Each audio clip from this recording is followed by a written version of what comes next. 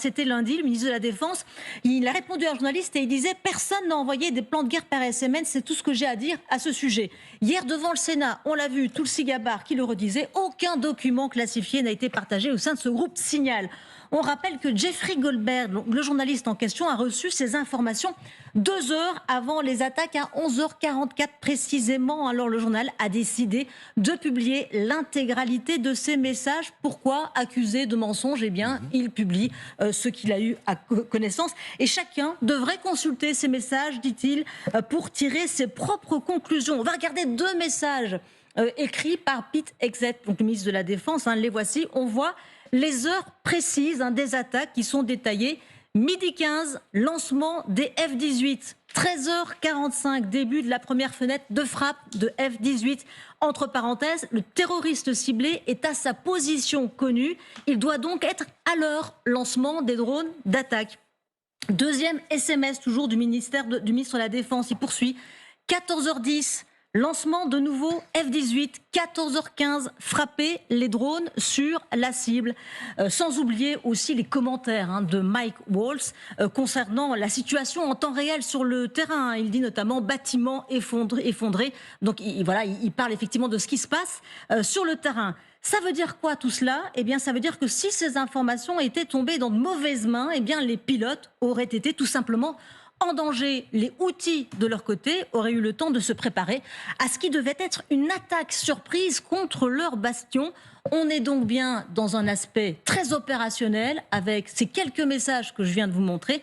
Le journal qui publie d'ailleurs l'intégralité de ces messages après l'article. On voit effectivement l'ensemble de la conversation. Je les ai. Good speed to Warriors, c'est-à-dire qu'en plus il commente après, c'est magnifique, et puis vous avez effectivement l'avion qui est fini, ou les avions, c'est F-18 qui rentrent à la maison. Combien de missiles ont été tirés? Alors ce qui est assez intéressant, assez inquiétant et qui devrait faire du bruit aux États-Unis, c'est que bien évidemment l'émissaire spécial de Donald Trump, quand il est dans le bureau de Vladimir Poutine, eh bien il fait partie de cette conversation, et on sait, les spécialistes le savent, que bien évidemment Signal peut se craquer, que les services de sécurité craque ce général, cette messagerie, c'est une messagerie, et donc il est bien possible que Moscou ait été au courant de tout ça, et d'autres pays, parce que toute cette administration s'est baladée aussi à travers le monde en continuant de discuter. Réponse de la Maison-Blanche.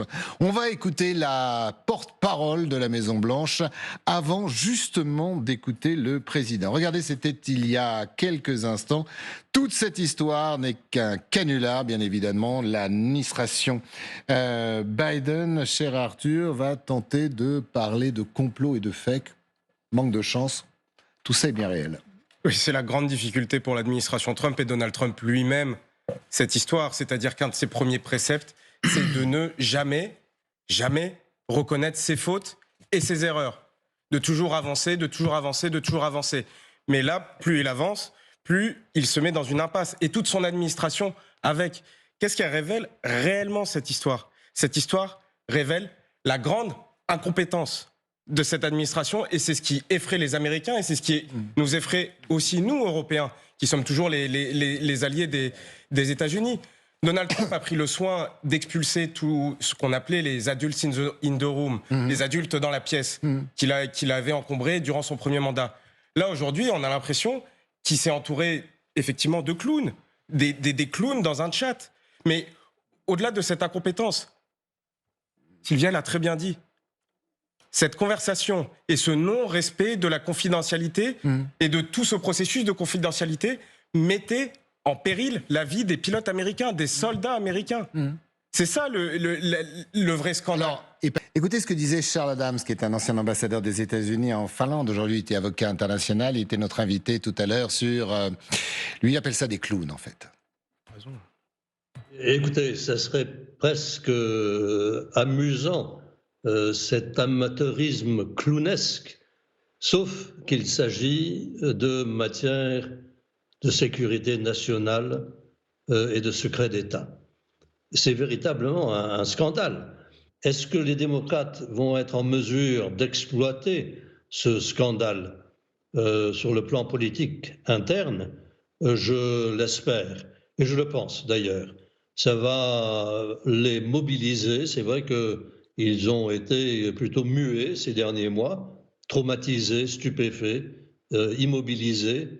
Là, je crois qu'il y a un élément déclencheur d'une véritable résistance, d'autant plus qu'il y a un certain nombre de républicains qui, eux aussi, ouvrent la bouche et protestent et ont l'impression d'être en train, peut-être, de faire pousser une épine dorsale, alors qu'ils sont complètement aplatis devant Trump depuis le jour de son inauguration. Donc, de tout ça, je m'en réjouis, à vrai dire. C'est quelque chose qui devait arriver tôt ou tard, puisque c'est un gouvernement clownesque, effectivement. Tous ces gens sont d'une totale incompétence pour les postes qu'ils occupent, et on en a là une démonstration flagrante. Donc, on ne peut que s'en réjouir. Je vous laisse la parole, Arthur, dans un instant. Regardez, je vous ai dit, ça se bat, ça essaye de résister, ça essaye de se justifier, surtout alors que nous parlons, on est en direct, bien évidemment, le vice-président J.D. Vance.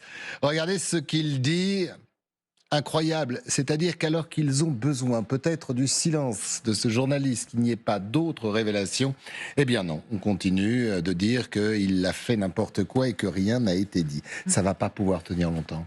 Non, ça ne va pas pouvoir tenir longtemps. La vérité... Même si, effectivement, aux États-Unis, cette notion de vérité a véritablement été attaquée par tout cet univers MAGA et donc n'a plus vraiment le même intérêt et la même importance qu'il peut y avoir en Europe. Mais ce qui interroge, effectivement, c'est pourquoi ces élites politiques et sécuritaires américaines, ces 18, n'ont pas respecté le protocole de sécurité des États-Unis. C'est-à-dire que les États-Unis ont investi pendant des années dans des logiciels et des applications de messagerie sécurisées. Point. C'est là-dessus que ces chefs de grandes administrations qui partagent des informations ultra confidentielles doivent communiquer. Pourquoi ne l'ont-ils pas fait? Et quelles conséquences maintenant Trump va-t-il donner à ces agissements? Regardez, alors que c'est un marché de dupes, en fait, les Russes ne lâchent les yeux, en sur fait, rien. C'est pas qu'ils soient naïfs. Point numéro 1, et veulent absolument tout. Presque mieux encore qu'avant la guerre il y a 3 ans. Ils baignent, est-ce qu'ils le font exprès ou pas? Mais enfin, ils baignent dans les mots, dans les narratifs russes, dans la propagande russe. Quand Witkoff, l'émissaire, le négociateur en chef. Il ne faut pas les prendre pour des imbéciles. Ou pas. Alors, il y a débat, parce que quand il nous parle des référendums et qu'il explique que... Il ne connaît rien, Witkoff, hein. Ils vendent des immeubles. C'est un sujet quand même. Il y connaît rien, mais c'est assez stupide parce que, en fait, en travaillant un petit peu, on se rend bien compte que ces référendums sont juste illégaux, que les populations sur place, même si elles parlent russe, elles ne sont pas forcément pro-russes. Donc en fait, il y a un sujet de niveau de compétence qui s'étale d'ailleurs dans d'autres dossiers en ce moment. Oui, voilà, c'est pas exclusivement l'incompétence. On le verra tout à l'heure avec un scandale aux États-Unis, c'est pas malheureusement réservé qu'à l'Ukraine. D'un mot, et on va justement parler du ras-le-bol américain de ce conflit entre Russes et Ukrainiens. Mais en fait, le rêve du Kremlin aujourd'hui est de reproduire le scénario afghan. C'est-à-dire de reproduire ce que Trump a complètement raté lors de son premier mandat. C'est-à-dire un accord de paix signé beaucoup trop rapidement et sans beaucoup de garanties avec les talibans, refilant ensuite la patate chaude à l'administration Biden. Et on connaît la suite. La prise de pouvoir des talibans de l'Afghanistan à la suite d'un accord trop rapidement signé avec les Américains qui laissait beaucoup trop de pouvoir et de marge de manœuvre aux talibans. Et ça, aujourd'hui, les Russes l'ont bien compris. C'est-à-dire que cette administration est capable de signer un accord très rapidement, sans énormément de garanties de sécurité pour l'Ukraine. C'est le rêve du Kremlin de reproduire ce scénario. Et des Ukrainiens. Voilà, donc on se posera la question, est-ce que les États-Unis vont peut-être à un moment donné quitter le deal? Mais avant, je voudrais quand même qu'on revienne sur cette attitude russe, parce qu'on a l'impression que toutes ces demandes ne sont faites que pour gagner du temps, pour tout simplement qu'il n'y ait pas d'accord en demandant l'insupportable, ou alors faudrait que tout le monde, à commencer par nous, les Européens, se rallie à la cause de Moscou, mais c'est quand même pas gagné. C'est assez symptomatique de la façon dont les États-Unis ont entamé ces négociations. Déjà, en annonçant dès la campagne, Donald Trump disait qu'il voulait absolument un deal. Ce n'était pas la meilleure façon de commencer avec Vladimir Poutine. Plus puis ensuite de dire qu'ils voulaient un deal rapidement. C'était 24 heures, maintenant c'est 100 jours. On a même la date du 30 avril qui a été annoncée.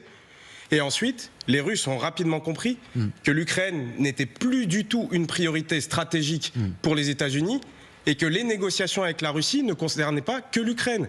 Les Américains ont rapidement annoncé, ou on a rapidement compris que l'ambition américaine était de détacher la Fédération de Russie de la Chine. La Russie l'a bien compris et la Russie compte jouer là-dessus. Elle compte jouer sur le fait qu'elle a compris que l'Ukraine était un tout petit sujet pour l'administration américaine et qu'en face d'elle, elle n'avait plus les mêmes Américains avec lesquels elle pouvait parler jusqu'alors. Là, elle a une nouvelle administration, une administration qui ne comprend pas tellement, en plus, les ressorts idéologiques et stratégiques du Kremlin et qui est vraiment dans une autre posture que les administrations américaines précédentes. Donc, quels sont les intérêts du Kremlin aujourd'hui de revoir leur position maximaliste ? Poutine n'a toujours pas atteint ses buts de guerre en Ukraine aujourd'hui. Donc il compte sur ces négociations et l'incompétence, entre guillemets, de la nouvelle administration américaine pour les atteindre. Bien, parce que je vous ai dit tout à l'heure, il faut bien regarder les images. Je ne sais pas si vous avez noté. On va la voir. Ça s'affiche. Non, c'est pas celle-là. Eh ben oui, elle est trop basse. Ça va pas. Comment on peut voir ce que l'on voulait montrer si l'image n'est pas... Voilà, on marche, bien évidemment. C'était plus discret tout à l'heure, mais voilà, on marche sur le drapeau israélien. C'est là où on rejoint qu'il y a bien évidemment du visuel, mais Arthur, il y a aussi de la propagande. Bien sûr, on est en plein dans la propagande du régime iranien. Ce qui interroge dans cette montée en tension entre le régime iranien et l'administration Trump, c'est à quel point la volonté, en revanche, de l'administration Trump de normaliser ses relations avec la Fédération de Russie aura un impact sur ces relations, parce qu'on connaît les liens étroits entre la Fédération de Russie et l'Iran. Au-delà des liens étroits, la dépendance entre ces deux régimes, mais pas qu'entre ces deux régimes. L'interdépendance. En fait. L'interdépendance avec la Chine. La Chine... On parlait de grains tout à l'heure, on parlait de militaires, bien évidemment. Bah, tout ça, on parle de drones iraniens lancés sur l'Ukraine par les Russes. Et on parle de cargos, de blé qui arrivent également. Donc c'est d'une grande complexité. Et on va, dans quelques minutes, on va parler d'un sujet assez grave.